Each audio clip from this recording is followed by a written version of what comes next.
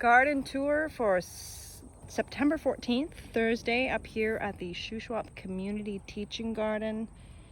Gardens are actually really rebounding. Maybe not all, but I've definitely noticed now that we have some cooler temperatures, it's not as stiflingly hot. The plants are thriving again. These are the more ideal conditions for plants to do well. They actually, prefer to have cooler soil, and the heat it makes them go to sleep almost. So you may have noticed in your own gardens that things just didn't grow very well for quite a while this summer. And plants really stressed and suffered, and so you'll notice probably some pest issues now. Aphids definitely come out at this time of year when the plants have really been stressed through, and so your kales and sometimes your chard and everything like that will actually, and certainly broccoli, will have aphids.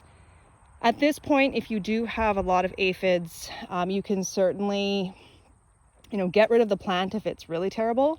But for this kale here is, for the most part, looking really good, but definitely down on the lower leaves there's aphids, so you can remove as much as possible.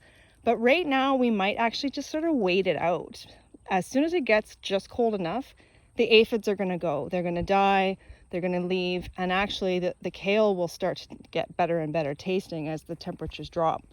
So definitely it's worth getting rid of the worst of any infestations, but those pests are going to go, and some of these crops like lettuce and spinach and kales, they will still do quite well even if we hit a very mild frost. So the garden up here right now, like I said, having a good bounce back, and the pollinators are loving all of the sunflowers. So we leave those until they start to develop seed heads, and then we actually move them and put them into the perimeters of our garden so that the birds can continue to eat them. And where they lay, they can plant themselves, especially if it's on perimeters. We encourage them to just grow themselves next year just by leaving the seed head there. Our perennial bushes are starting to die back, some of them. I mean, we have some that are certainly flowering, and that's the benefit of, creating that bloom train where you plant flowers that bloom at different times of the year. And so some of them are dying back. Now you can certainly leave some for seed. And at some points, and a little bit later, as things really start dying back, is when you would actually clean them up, but not quite yet. Still let them photosynthesize, let those leaves suck in the energy of the sun and put the energy into its roots for next year. We had planted some late tomatoes, and they're actually really thriving now, finally. So we're seeing some tomatoes, and this is the time of year when you can actually start looking to just cut back your tomatoes. You can tip them, and that will actually then tell the plant, no, don't put out any more green growth. I don't need any more blossoms because you're not going to produce a big enough tomato now. So let's instead redirect our energy, stop growing green growth, and let's actually ripen the fruit that we have. So this is when you can take a look at those tomato plants and start looking, and pepper plants or any squash. If you have small winter squash developed, most likely if it's quite small, it's not going to mature in time. But if it's a fairly good size, same thing, with those winter squash plants like spaghetti squash or buttercup or butternut, cut off the tip and let it put the direction back into ripening the fruit itself. We're coming to the end of our carrot rows, but we're still thinning and harvesting. We had a good harvest on Tuesday, and so those continue. The parsnips, you can see, nice and big and full. We're leaving those until we get that colder temperatures, because parsnips just don't taste as good until it gets kind of cold.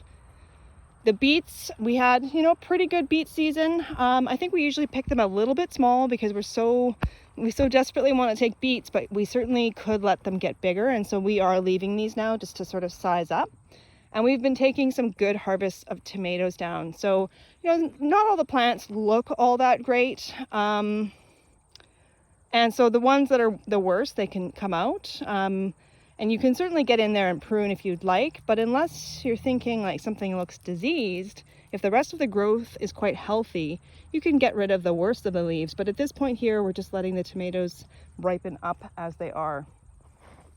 We have dill that's flowering, going to dill seed, which is great for pickling, but keeping that seed for next year. So anything that we have up here that's going to seed, we're going to leave it for now as opportunities to see seed saving and to recognize what plants look like when they do set seed. So we had some cilantro left. This is our last planting of carrots that have been sizing up. We've been getting quite a few new cucumbers. You can see even on the back fence there's lots of new blossoms.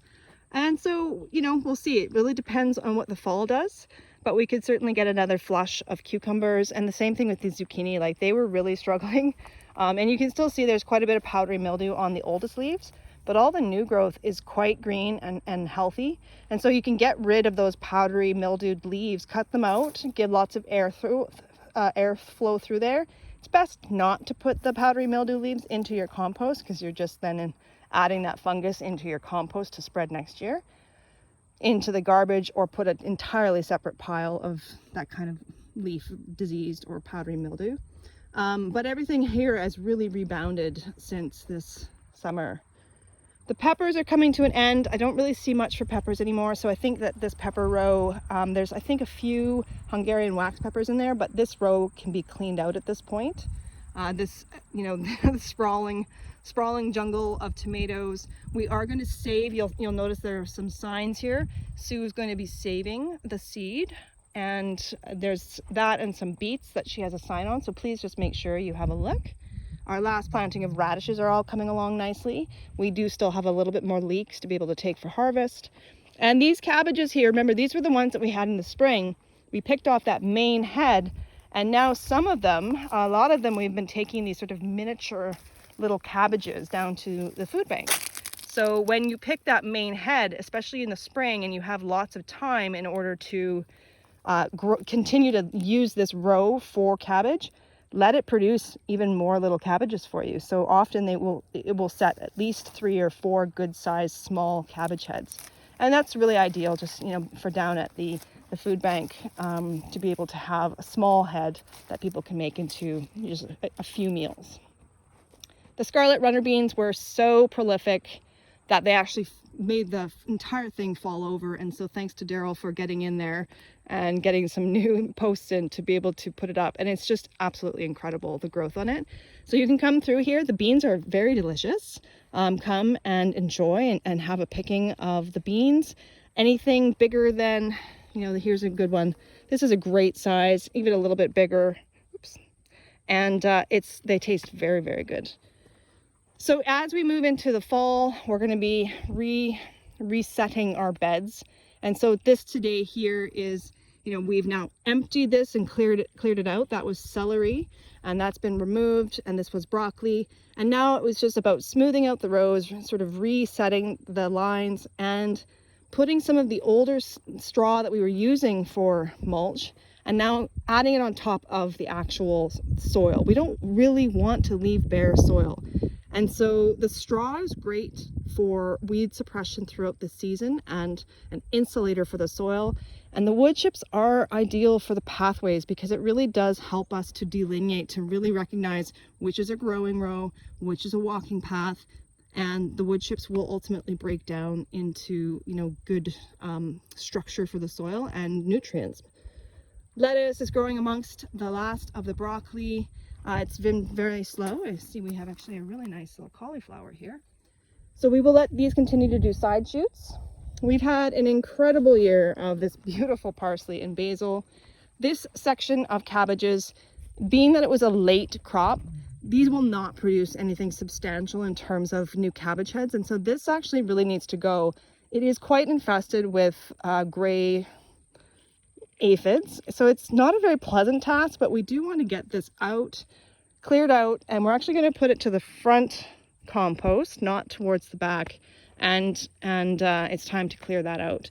But here today too, this bed had been sort of cleared out, weeded, and now taken the straw from the rows, put it on top of the soil, and as we continue to clear out rows, we can reset, get the cardboard down, put down the wood chips in the pathway, and then get the straw up on the soil. The corn was a very late planting, so I don't anticipate much from it, but it shows growth. We have our winter squash has been setting some really beautiful buttercup, butternut, acorn, and spaghetti squash. And so now as they mature, we take them off the vine and we let them sit and cure just right here in the field. If they have the right color that you anticipate, from what you see in the store. So here is an example of a buttercup, and you can see this drying of the stem, which is indicating to us that it is finishing its life cycle. It is pulling the last of the nutrients from the plant and it's hardening itself off. This is the kind of thing now where it's almost time we would pull that right off the vine and let it sit there for a couple of weeks while it cures its skin. We have so many beans, so we've thanks so much to the volunteers who have been diligently coming through on Tuesdays and picking boxes of beans. If you would like to come and pick some beans, please do. Yeah, beautiful purple beans, green beans. We have one more row of beets out here, a mesclun mix. We need some weeding done in this section. This is getting pretty scrubby. A last planting of broccoli. We have green onions coming up and some spinach here. Today I just did some weeding and added a little bit of blood meal, pure nitrogen, to get some of that green growth that we're looking for. And the pumpkins surprisingly did produce some pumpkins. They were planted very late, so I didn't know what to expect, but we have a few good sized pumpkins, so that's always fun. The raspberries are going to get cleared out. Any of that sort of dead growth that you can see, that needs to be completely cut right down to the ground and removed. This is something that we're actually really hoping. We have a Rotary group coming, and we're going to help work on the perimeters. This needs to actually just leave this garden because we just are running out of spaces to be able to have material that doesn't break down fast enough. And so any of this we'll put into a singular pile at the front close to the gates, and it's going to be going off to be removed to the CSRD landfill for recycling there. So we're going to be removing all of that. And same thing here, we do have a section of raspberries that we're going to be removing. And it's just, this has been too much. We can't even get in here. So if you'd like to get some raspberries, you can come out and dig out this one row. We're going to leave the other row, the north row, to be a nice little windbreak. But this section here is going to be removed. So if you'd like some, you certainly can have some. And Elmarie has been working in her permaculture area here. She's been actually planting some oats and some winter wheat as a cover crop. You can see some of the growth. And just slowly starting to put the plants to bed. We are going to have a potluck / workshop / work bee. We're gonna stack functions like they say in permaculture, and we are going to do that on Thursday, September 28th from 5 until 7:30 or so. We're gonna do that, and I'll put out some information about the plan for a put your garden to bed workshop. So as you can see, we are still going strong. The garden continues. We have at least another 2 Harvest Tuesdays left to be able to provide food into the community before it's time to put the garden to bed and wait for the plans for next spring. If you have any questions, email Melanie, shuswapprojects@shuswapfood.ca. And I hope that we'll get lots of people to come out to our potluck and cleanup event to help us get this garden put to bed.